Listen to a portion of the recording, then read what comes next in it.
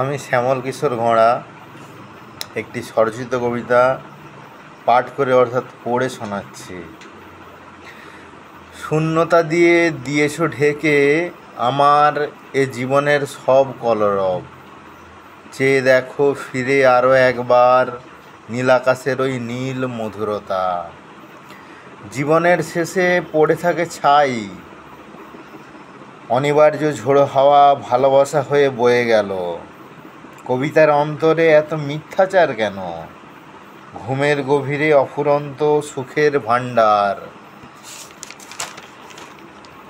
নদী পাড়ে গিয়ে চেয়ে দেখি এ তো রূপেরই নারায়ণ। তোমার দু চোখে ভরে আসে জল।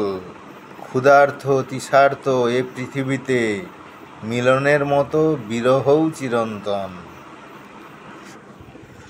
নমস্কার, এখানে এই কবিতাটিকে পরিসমাপ্তি ঘোষণা করছি।